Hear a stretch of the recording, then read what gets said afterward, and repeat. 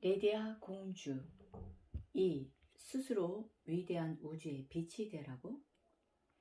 2 더하기 2가 얼마죠? 4입니다. 레디아의 질문에 책갈피 왕자가 당연한 질문을 하는 의도를 모르겠다는 표정을 지으며 대답했다. 책갈피 왕자는 수레를 끄는 2마리 말의 고삐를 잡고 있었는데 연신 고삐를 흔들며 말의 걸음을 재촉했다. 수학적으로는 그렇죠. 그럼 문학적으로는요? 2 더하기 2는 수학입니다. 문학이 아니고요. 어떤 눈으로 보느냐에 따라 다르죠. 문학적으로는 2해 2와 2해 2가 모일 때 4랑 4가 된다로 해석될 수 있습니다. 전 이 문학적 방정식도 멋지다고 생각해요. 2 더하기 2는 4일 뿐입니다. 지식을 배우는 것만큼 중요한 것이 어떤 물건인 채로 그 지식을 활용할 것인가를 결정하는 일입니다. 어떤 물건이라니요? 저는 그냥 사람인데요. 사람의 마음 안에는 신도 있고 귀신도 있고 짐승도 있거든요. 짐승이 지식을 활용하면 짐승 같은 짓을 합니다. 활시위를 당기면 화살에 맞은 사람은 좋은 사람이든 나쁜 사람이든 모두 해를 입게 되니까요. 어떤 마음을 가진 사람이 활을 잡았는가가 아주 중요하죠. 책갈피 왕자는 공부하면서 이런 생각을 해본 적이 없었다. 흥미로운 관점이군요. 공부할 때 주의할 점이 또 있을까요? 아는 것과 아는 대로 행동하는 것은 전혀 다른 문제입니다. 사람들은 흔히 아는 선에서 멈추죠. 하지만 아는 대로 행동하고 말할 수 있어야 진짜 지식입니다. 그러면 무궁무진한 힘을 얻을 수 있거든요. 공부를 가르쳐 줄 수는 있지만 그걸 소화시켜 자기 것으로 만들려면 행동으로 옮겨야 합니다. 레디아의 말을 들은 책갈피 왕자가 망치로 한 대 맞은 듯 멍한 얼굴로 생각에 잠겼다. 아버님도 비슷한 말씀을 하셨는데 음식을 먹여줄 수는 있지만 소화를 시키는 것은 나의 몫이라고. 하지만 그 많은 지식을 어떻게 일일이 행동으로 옮긴단 말인가? 책갈피 왕자가 레디아에게 자신의 고민을 털어놓았다. 하지만 명언집 한 권에 담긴 충고만 해도 수천 가지가 넘습니다. 성각자들의 말씀을 담은 경전이 수만 권이고요. 그걸 모두 기억해 행동에 옮기는 것은 무척 어려운 일입니다. 레디아가 밝게 웃으며 밤하늘을 가리켰다. 책갈피 왕자의 시선이 가늘고 하얀 손가락을 따라 밤하늘을 향했다. 한 가지만 기억하세요. 빛을 닮으면 됩니다. 빛나는 방향으로 생각하고 행동하고 말하면 마음이 원하는 그대로 다 이루어지게 될 겁니다. 지금 내가 하는 행동, 생각, 말이 빛나는 방향인가 어두운 방향인가만 판단하면 길을 잃지 않습니다. 그렇게 간단하단 말입니까? 예, 원래 우주는 빠르고 쉬운 것을 좋아하거든요. 그럼 왜 경전은 그렇게 많은 겁니까? 이 말을 길게 풀면 그렇게 됩니다. 압축하면 한 문장이고요. 스스로 빛나라. 모든 성각자들도 별을 보고 깨달음을 얻으셨습니다. 책갈피 왕자는 레디아의 말을 곱씹어보면서 자기 것으로 소화하려고 노력했다. 비단 왕국으로 가는 길은 여러 날이 걸리는 긴 여정이었다. 비단 왕국에 거의 도착했을 무렵 비가 내리기 시작했다.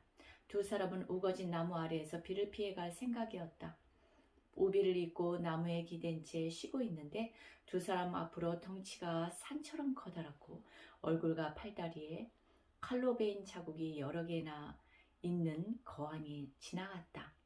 거한은 우산도 우비도 없었기 때문에 거세게 내리는 비를 모두 맞아야 했다. 레디아가 수레에서 우산을 찾아 거한에게 주려 하자 책갈피 왕자가 나지막한 목소리로 말했다. 이곳은 도적대가 출몰하는 지역입니다. 9별 왕국과 비단 왕국의 경계여서 행정력이 미치지 않는 데다가 이들은 사람을 죽이지는 않기 때문에 국가에서도 군대를 동원해서 토벌하지는 않아요. 괜히 낯선 사람과 엮여서 좋을 것이 없어요. 하지만 레디아는 개의치 않고 거한에게 다가가 우산을 내밀었다. 거한은 낯선 사람에게 받는 뜻밖의 호의에 깜짝 놀라다가 손을 저어 우산을 사양했다. 나처럼 무섭게 생긴 사람에게까지 호의를 베풀다니 착한 아가씨군요. 하지만 나는 괜찮소. 어차피 비를 맞아 옷도 다 젖었는데 이제 와서 우산을 쓰는 것이 무슨 소용이 있겠소? 하지만 레디아는 여전히 우산을 건네는 손을 거두지 않고 있었다. 계속 비를 맞으면 감기에 걸립니다. 그리고 제가 드리는 우산을 쓰시면 당신의 마음에 내리는 비를 막을 수 있습니다. 이곳까지 오는 동안 아무도 당신에게 우산을 건넨 사람이 없었지 않습니까? 거한이 잠시 망설이다가 레디아가 내민 우산을 받아서 썼다. 덩치가 워낙 커서 우산이 비를 완전히 막아주지는 못했지만 그래도 쓰지 않는 것보다는 나아 보였다. 아가씨 이름이 뭐요? 저는 아홉별 왕국에 사는 레디아라고 합니다. 당신이 은하사에 사는 레디아라는 사람이군. 소문은 들어서 알고 있지. 우산은 고마웠어. 그럼 이만. 거한이 레디아에게 가볍게 고개를 숙여 인사하고 길을 재촉했다. 밥 한 번 먹을 정도의 시간이 지나자 퍼붓던 빗줄기가 잦아들기 시작했다. 두 사람이 수레에 올라 막 말고삐를 잡는 순간 수십 명의 도적대들이 칼과 창을 들고 나타나 두 사람을 에워쌌다. 도둑들은 레디아가 책가피 왕자를 꽁꽁 묶어 수레와 함께 자신들의 은신처인 동굴로 데려갔다. 도적대가 모두 동굴 안으로 들어가자 입구를 지키던 부하가 문을 닫았다. 환하게 비추던 태양빛이 사라졌다. 책갈피 왕자가 낙담하여 말했다. 당신이 강조하는 빛이 사라져버렸군요. 이 자들이 내게 말한 도적들입니다. 레디아는 벽에 설치된 횃불의 희미한 불빛에 의존해 침착하게 주변을 살폈다. 덩치가 거대한 남자가 두 사람에게 다가오는 모습이 보였다. 그는 손에 작은 우산을 들고 있었다. 당신은 레디아님이 우산을 주는 호의를 베풀었던 사람이 아닌가? 나는 도적들의 두목인 큰 자루라고 한다. 우산은 돌려주도록 하지. 큰 자루가 묶여있는 레디아의 앞에 우산을 떨어뜨리고 돌아서더니 부하들에게 명령을 내렸다. 귀중품은 챙기고 사람은 없애라. 부하들이 큰 자루의 명령을 듣고 화들짝 놀랐다. 두목, 아직까지 사람을 죽인 적은 없습니다. 그런데 왜 이 자들을 죽이라는 겁니까? 이 여자는 아홉별 왕국의 샛별왕이 아끼는 사람이다. 만약 우리가 도적질을 한 것을 샛별왕이 알게 되면 그는 필시 군대를 동원해서 우리를 토벌할 것이다. 우리가 살려면 어쩔 수 없는 일 아닌가? 어차피 아홉별 왕국은 운명이 다했다. 전쟁이 벌어지면 샛별왕은 왕자에서 쫓겨나고 욕심 많은 얼음 왕비와 보석공주가 나라를 다스리게 된다. 어차피 망해서 없어질 아홉별 왕국의 법률에 얽매일 필요는 없다. 책가피 왕자는 눈앞이 하얗게 변하면서 아무런 생각이 나질 않았다. 그동안 읽은 수많은 책들을 떠올려 보았지만 이런 상황을 극복하는 방법은 책에 적혀 있지 않았던 것이다. 하지만 레디아는 당황하지 않고 빛의 소리 벤자 무미야 훔을 외우더니 큰 자루를 똑바로 응시하며 말했다. 지금까지 사람 목숨을 빼앗은 적은 없다니 아직 인간의 마음이 남아있는 것은 분명합니다. 왜 남의 것을 빼앗는 일을 직업으로 택했습니까? 아직 늦지 않았습니다. 진리를 익혀 재화로 마르지 않는 하늘의 금고문을 여세요. 레디아의 말을 들은 큰 자루가 불같이 화를 냈다. 목소리가 천둥 치는 소리 같아서 주변의 부하들이 몇 걸음 뒤로 물러날 정도였다. 부모님은 신에게 열심히 기도했다. 세상의 신이란 신은 모두 찾아다니면서 가족의 건강과 풍요를 기원했지. 하지만 강도를 만나 평생을 모은 재산도 목숨도 다 잃고 말았지. 신이 있다면 왜 나의 부모님을 지켜주지 않았나? 내가 신이라면 착한 사람에게만 축복을 내렸을 것이다. 나는 부모님과는 달라. 신을 믿지 않는다. 신이 착한 사람에게만 축복을 내린다면 이 세상에는 축복을 받는 사람이 한 사람도 남아있지 않았을 겁니다. 우리 모두의 안에 위대한 우주가 하나씩 들어있어요. 신에게 소원을 비는 것이 아니라 스스로 자기 우주 안에 신을 깨워서 전지전능한 빛이 되세요. 큰 자루의 말투가 누그러졌다. 스스로 위대한 우주의 빛이 되라고? 나 같은 도적놈 보고? 레디아가 고개를 끄덕였다. 다른 신들은 신의 법안에서 살라 가르치지만 우주의 진리는 스스로 빛나 별처럼 위대한 존재가 되라고 가르칩니다. 큰 자루가 바닥에 털썩 주저앉으며 말했다.